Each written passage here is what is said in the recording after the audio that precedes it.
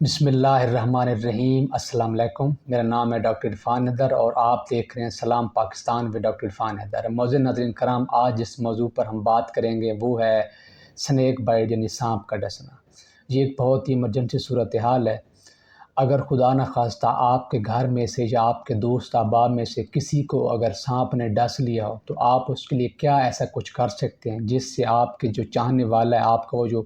مریض ہے، اس کی جان بچ سکتی ہے۔ ٹھیک، اسے کہتے ہیں ابتدائی طبی امداد یعنی فرسٹ ایڈ۔ اگر آپ کو میں 3 سے 4 باتیں بتانے والا ہوں، اگر آپ نے ان پہ عمل کر لیا، ٹھیک ہے، تو اس سے وہ جو آپ کا پیارا ہوگا اس کی جان بچ جائے گی۔ ٹھیک ہے، تو سب سے پہلی بات جو ہے آپ نے ذہن میں رکھنی ہے وہ یہ ہے کہ خدا نخواستہ اگر آپ کے کسی بھی چاہنے والے یا پیارے دوست بھائی کو سانپ نے کاٹ لیا ہو تو آپ نے کیا کرنا ہے؟ آپ نے یہ سب سے پہلی بات ہے کہ آپ نے خود بھی پریشان نہیں ہونا، وہ جو متاثرہ بندہ ہوگا جس کو سانپ نے ڈسا ہوگا اس کو بھی آپ نے پریشان نہیں ہونے دینا، کیونکہ 100 میں سے 60 سے 70% سانپ ایسے ہوتے ہیں جو زہریلے نہیں ہوتے۔ اگر خدا نخواستہ سانپ زہریلا بھی ہو تو یہ ممکن نہیں ہوتا کہ سانپ 24 گھنٹے اپنے منہ میں زہر لے کے پھر رہا ہو۔ ٹھیک ہے، جتنے بھی زہریلے سانپ ہوتے ہیں وہ بھی ممکن نہیں کہ اس نے جس بندے کو کاٹا ہو اس میں 100% زہر اندر منتقل کر دی ہو۔ ٹھیک ہے، تو آپ نے خود بھی پریشان نہیں ہونا اور اس کو یہی بتانا ہے کہ بھائی جو سانپ تھا وہ زہریلا نہیں تھا۔ ٹھیک ہے، سمجھ میں آ گیا۔ دوسری بات جو سب سے ضروری، جو اگلی میں 2 باتیں بتانے والا ہوں، بہت ہی ضروری باتیں ہیں۔ ٹھیک ہے، اگر آپ نے ان پہ عمل کر لیا تو اس سے آپ کا جو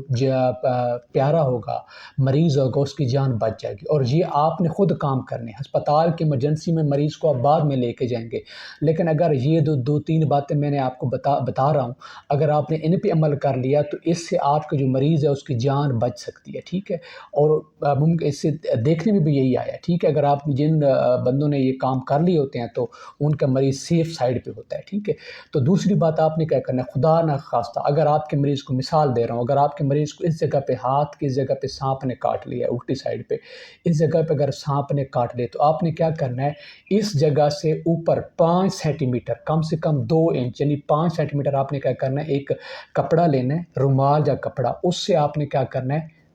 وہ جو ہاتھ کی اوپر والی جگہ ہے اس کو باندھ دینا ہے۔ اس جگہ پہ سانپ نے کاٹا ہے، ٹھیک ہے، یہ آپ میرے ہاتھ دیکھ لیں، میں نے ہاتھ رکھا ہے، اب ہاتھ کی جو دوسری جگہ ہے جہاں اس جگہ پہ 5 سینٹی میٹر 2 انچ اوپر آپ نے کیا کرنا ہے، اس جگہ پہ مریض کی وہ جو جگہ ہوگی، ہاتھ ہوگا، اس کو رومال یا کپڑے سے آپ نے ہلکا ٹائٹ، بہت زیادہ ٹائٹ بھی نہیں کرنا، ہلکا ٹائٹ کر کے اس کو باندھ دینا ہے۔ اس سے ہوگا کیا، جو زہر ہوگا، ہمارا مقصد ہے کہ جو زہر ہے وہ اوپر جسم کی طرف نہ پھیلے۔ ٹھیک ہے، اگر آپ ایسا کریں گے تو اس سے زہر اوپر کی طرف پھیلنے سے رک جائے گی۔ ٹھیک ہے، یہ دوسری بات۔ اب تیسری بات آپ نے کیا کرنی ہے، آپ نے ایک بلیڈ لینا ہے، ٹھیک ہے،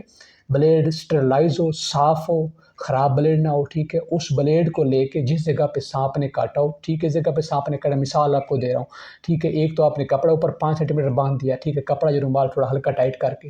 تیسری بات آپ نے کیا کرنی ہے، تیسری بات یہ ہے کہ اس جگہ پہ آپ نے ہلکا سا کٹ لگانا ہے، ٹھیک ہے، چیرا دینا ہے۔ جب آپ کٹ لگائیں گے، اس کٹ لگانے سے کیا ہوگا، تھوڑا بہت جو بلڈ ہوگا ارد گرد کا وہ بہہ جائے گا، ٹھیک ہے، باہر نکل جائے گا۔ اس سے کیا ہوگا، بہت زیادہ تیز کٹ بھی نہ ہو، کیونکہ ایسا نہ ہو کہ آپ بہت زیادہ تیز کٹ لگا دیں اور پھر اس کو آپ روکنے کے لیے آپ کے پاس کوئی چیز بھی نہ ہو۔ ٹھیک ہے، تو مریض کو سانپ نے کاٹا ہے یا نہیں کاٹا، سانپ زہریلا تھا یا نہیں تھا، وہ تو بعد کی بات، آپ کا مریض کا جو خون بہ رہا ہے وہ مریض نقصان دہ بات ہے۔ ٹھیک ہے، تو ہلکا سا آپ نے کٹ لگانا ہے، ٹھیک ہے، اس کٹ لگانے سے کیا ہوگا، وہ جو خون ہوگا وہ باہر کی طرف نکل جائے گا اور اس سے کیا ہوگا، جو زہر ہے وہ آگے کی طرف جسم میں پھیلنے سے رک جائے گی۔ ٹھیک ہے، تو یہ 2 سے 3 باتیں۔ اور آخری بات کیا ہے، اس کے بعد آپ نے کیا کرنا، جتنا جلدی ہو سکے مریض کو آپ ڈسٹرکٹ ہیڈ کوارٹر، ٹھیک ہے، پاکستان میں جتنے بھی ضلعی لیول پہ ہسپتال ہیں، ڈسٹرکٹ ہیڈ کوارٹر جو ہاسپٹل ہیں، ان کی طرف آپ نے اپنے مریض کو لے کے جانا۔